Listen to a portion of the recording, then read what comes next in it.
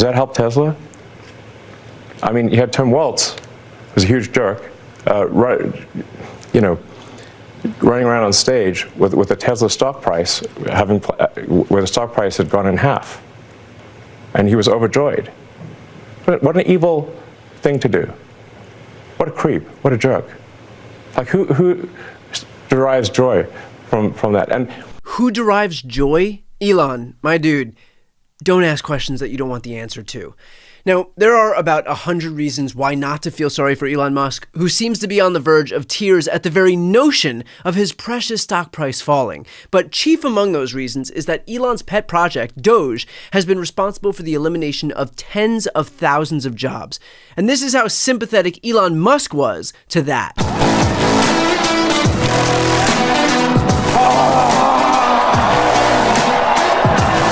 This is the chainsaw for bureaucracy. Chainsaw!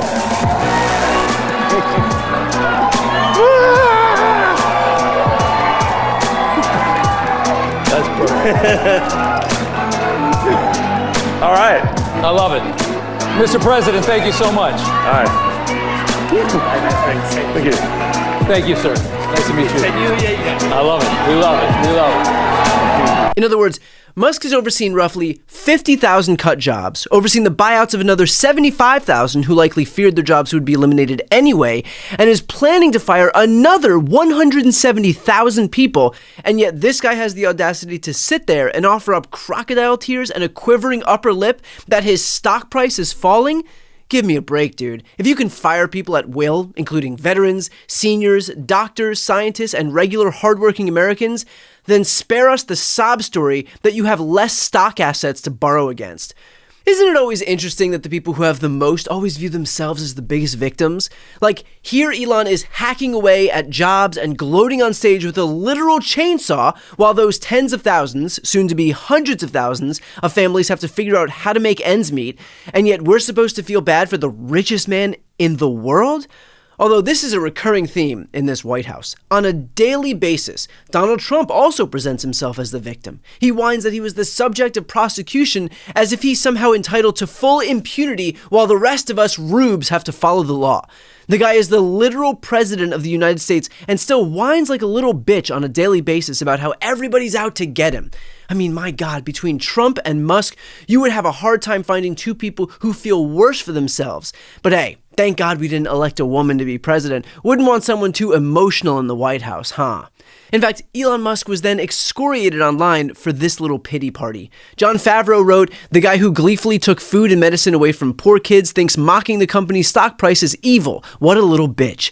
AOC's chief of staff, Mike Kaska, wrote, "Isn't this the same guy who wielded a chainsaw on stage to signify the jobs he was ending and the benefits he was cutting?" Tommy Vitor from Pod Save America wrote, "Whiny little bitch Elon Musk cries when Tim Waltz talks about Tesla stock price going down, but giddily tweets about firing government employees and killing off programs that feed starving people."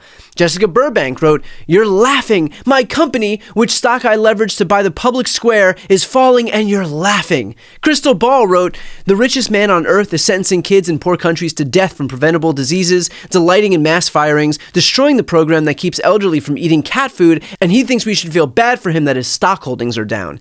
Mehdi Hassan wrote, "I never thought I'd come across someone more whiny, narcissistic, self-pitying, annoying, or dishonest than Trump, but..." And Twitter personality Krang T. Nelson re-upped an old tweet of his, No, you misunderstand. I said fuck your feelings. My feelings are very important and must be handled gently like a tiny baby hummingbird." And I could go on, but you get the point. The fact is that Elon feels entitled to everybody's love and affection as if it's his divine right, but has done nothing to actually earn it. In fact, all he's done is strip working class Americans of lifelines and protections that they desperately rely on, all the while giddily casting off criticism with memes that he thinks are edgy. The guy spends all day dishing it, but when he has to take some criticism, he sits there like a whiny little bitch on the verge of tears. Remind me, who was it who said that comedy was legal again? Ah, right. Well, maybe Elon Musk can remind Elon Musk. There is a reason that Musk is so aggressively unpopular in this country. And let's be clear, he is unpopular. I mean, I have rarely ever seen any change of perception as dramatic as this one. I mean, Elon Musk's net favorable rating, it's dropped from plus 24 to minus 19 overall from 2017 to 2025. And look at among Democrats. He used to be beloved by Democrats at plus 35. Look where it is now, minus 91 points on the net favorable rating. That is a movement of over 120 points in the negative direction, falling through the floor. Now, among Republicans, he has gone up from plus 18 to plus 51, but that doesn't at all make up for the gap that the Democrats have completely fallen off the rails for Elon Musk. And among independents, the drop has been from plus 17 to minus 17. Look, Donald Trump isn't the most popular president in the world, but he is far more popular than Elon Musk is. So we've been focused a lot on what this all means for the country as Elon Musk exercises a certain amount of power. But another question is, what does it mean for Elon Musk and his companies? Now, we can't be sure there's a one-for-one parallel here, but we are seeing activity. We're absolutely seeing activity. I mean, you can see this in terms of new registrations for Teslas in the United States, car registrations. In 2024 versus 2023, look at that. Down 5%. I was interested. Did that movement continue into the new year? Absolutely. If anything, it accelerated. Look at this. New car registrations down 11%. And this has occurred as other EV car makers have seen their registrations go up.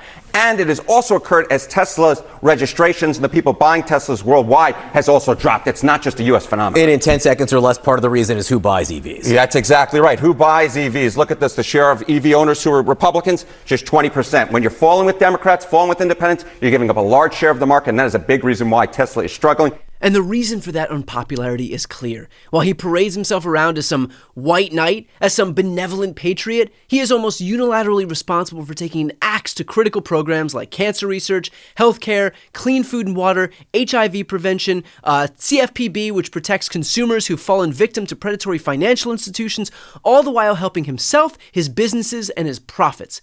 Notice that all of the agencies he went after were investigating and taking enforcement action against him and his companies. USAID, CFPB, EPA, NLRB, DOJ, Department of Labor. The notion that Elon is some great patriot just looking to help the little guy would be an easier sell if the biggest beneficiary wasn't Elon Musk himself.